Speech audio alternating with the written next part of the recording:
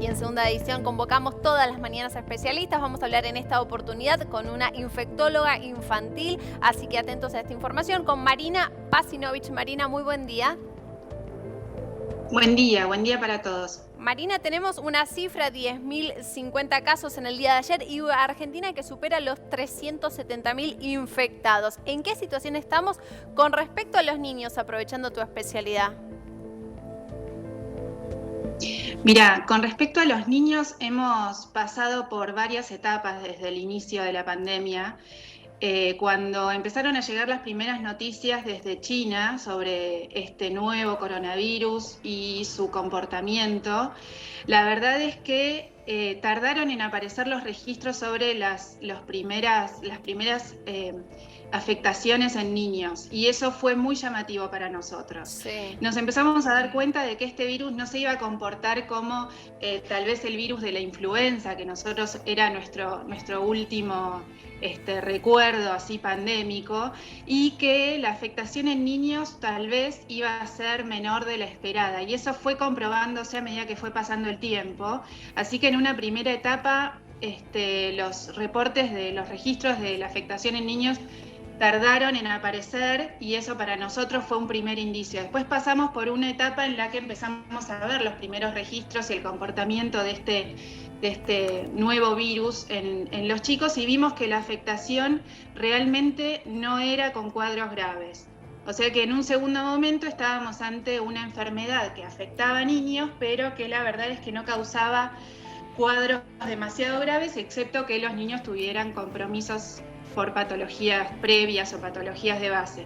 Después, cuando esta pandemia se corrió hacia Europa, empezamos a ver registros de afectación en niños un poco más importantes que las que estaban registrándose en Asia, y la verdad es que empezaron a aparecer algunos cuadros tal vez nuevos, como este síndrome inflamatorio multisistémico, que terminó confirmándose cuando la pandemia se corrió finalmente hacia nuestro continente, con la afectación en América Latina y en América del Norte de un número mayor de chicos.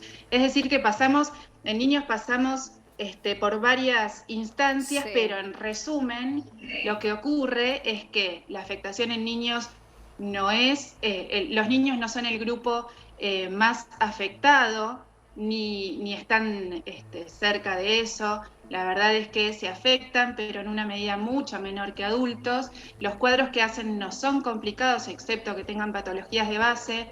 La mortalidad no es para nada importante en niños, pero sí existen cuadros de complicaciones, y eso es lo que estamos empezando a ver en este momento. A ver, ¿cómo es el tema con las mamás de los recién nacidos? Digo, se han cancelado turnos, viste que la gente se paraliza y no va, digo, porque es fundamental para un recién nacido ir Sí. a la pediatra. Los Pero, controles, ¿qué está ¿no? pasando con eso? ¿Cómo notas a la gente con el coronavirus, sobre todo los que fueron madres hace muy poco? Eso me parece que es el punto clave. Nosotros no vamos a ver una gran afectación por coronavirus en niños en este momento, pero lo que sí vamos a ver va a ser un número muy importante de complicaciones de las patologías crónicas que los niños traían y de las patologías asociadas a las complicaciones en los nacimientos. Es decir, nosotros sabemos que el control de los recién nacidos, el control de las embarazadas y el control de los niños hasta el primer año de vida es tal vez lo más importante y lo que va a marcar el crecimiento de los chicos, el crecimiento sano de los chicos. Nosotros estamos en un momento crítico en ese sentido. Es grave, Marina, la información. ¿Se están vacunando? Porque el primer año tenés un montón de vacunas, por ejemplo, con los recién nacidos. Exactamente. Mirá, creo que es exactamente el punto en el que tenemos que hacer hincapié. Es necesario seguir haciendo los controles de salud de embarazadas, de recién nacidos y de niños de primera infancia, y es necesario continuar con las acciones de vacunación tal como lo veníamos haciendo antes de la pandemia. Y déjenme remarcar esto. es posible y es necesario hacer los controles. Eso quiere decir que los controles de salud y la vacunación generalmente se hacen en lugares donde no asisten personas enfermas. Es decir, se pueden hacer en los centros de vacunación y en los centros de atención primaria. No es necesario acercarse al hospital, donde generalmente están circulando las personas enfermas, sino que es necesario acercarse a los centros de salud que quedan en cercanías del hogar, es decir, que no hace falta utilizar el transporte público, pero no hay que olvidarse de hacer los controles de salud. Estamos viendo que los chicos que toman medicación porque tienen patología crónica no la están recibiendo, que las embarazadas no están acudiendo a hacer sus controles y por lo tanto están naciendo, recién nacidos con problemas que podrían haber sido prevenidos, y las coberturas de vacunación están muy por debajo de lo requerido o de lo óptimo. Y es necesario que la población sepa que puede acceder a vacunarse sin correr riesgo. En esto de los controles también, ya que estamos, meter todo lo que son los controles ginecológicos, ¿no? También no dejarlos de lado porque es muy importante, sobre todo las mamografías para las mujeres mayores de 40 años. Ahora, preguntarte, en un momento se asoció al COVID con este síndrome de Kawasaki. Creo que vos recién hablaste del síndrome de inflamación multiorgánica. Eso, ¿hubo una relación comprobada? ¿Cómo fue eso? Mira, la verdad es que todos sabemos que estamos frente a una patología muy nueva, y cuando se puede asociar con certeza una nueva patología a una complicación es porque se recorrió mucho camino, digamos. En este momento lo que sabemos es que luego de una infección aguda por COVID, puede ocurrir un síndrome de inflamación multisistémico. Y lo que tenemos es una relación temporal entre la infección por COVID, por el nuevo coronavirus, y el síndrome inflamatorio multisistémico. Es como cuando, ¿se acuerdan cuando empezaron a asociarse los problemas en recién nacidos con el Zika? Que primero dijimos, bueno, hay una relación temporal.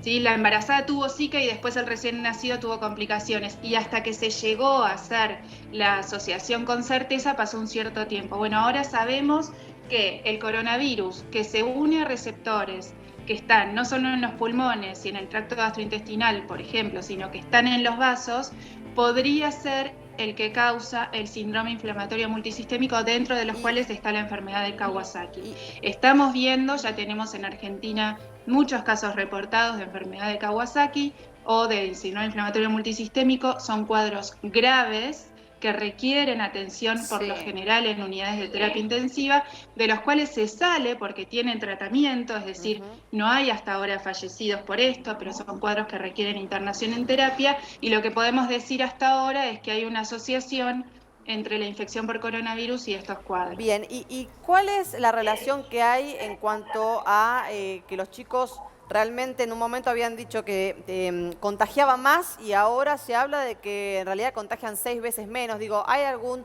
parámetro alguna conclusión a la cual se haya llevado al respecto? Sí, lo mismo, son cosas que todavía están en estudio, ¿no? Llevamos muy poco tiempo de pandemia y de conocimiento de este coronavirus, y lo estamos justamente conociendo, lo estamos estudiando. Lo que sí sabemos es que las personas asintomáticas no contagian, o contagian mucho menos que las personas sintomáticas. Y por eso es que los niños contagian menos. Los niños tienen cuadros que son mucho más frecuentemente asintomáticos. Entonces, probablemente no es que los chicos no tengan carga viral, sino que su carga viral es tan baja que por eso no presentan síntomas y por eso no contagian. Marina, tengo una consulta porque vemos que la situación en Mar del Plata, en uno de los destinos donde ya se estaba hablando de turismo, por ejemplo, para el verano, aumentó mucho los casos. Y una información que nos llega es que el 27% de esos casos no tienen nexo epidemiológico. ¿Esto qué tiene que ver? ¿Y esto es de gravedad porque significa que el virus ya está circulando en toda la comunidad? Sí, en realidad lo que sucede es que vos en algún momento, cuando empiezan a aumentar los casos, no importa si es de 1 a 100 o de 1 a 1000, en algún momento le perdés el rastro, es decir, que dejás de saber cuál es la fuente del caso, ¿sí? Cuando hay poquitos casos es muy fácil, vos sabés que un caso se puede haber contagiado de un conviviente o de un compañero de trabajo y lo podés seguir. Cuando perdés el rastro de ese de esa línea de contagio, tenés que decir que la circulación es comunitaria. Eso empieza a pasar en algún momento cuando el virus empieza a circular. ¿Sí? O sea que es muy probable que si en Mar del Plata o en cualquier otra zona de nuestro país que la circulación estaba controlada, si empieza a circular de forma más importante, no hace falta que tengamos miles de casos para tener circulación comunitaria. Quiere decir que en algún momento en Mar del Plata perdieron el rastro de la circulación del virus y encontraron 2 personas contagiadas que no tenían nexo entre ellas, y ahí la circulación es comunitaria. Eso es frecuente, que es común que pase, es esperable, digamos, cuando empieza a aumentar la circulación. Perfecto, Marina, súper claro tus conceptos, te vamos a seguir contactando desde segunda edición. Muchísimas gracias. No hay problema, muchas gracias y buen día a todos. A vos, gracias.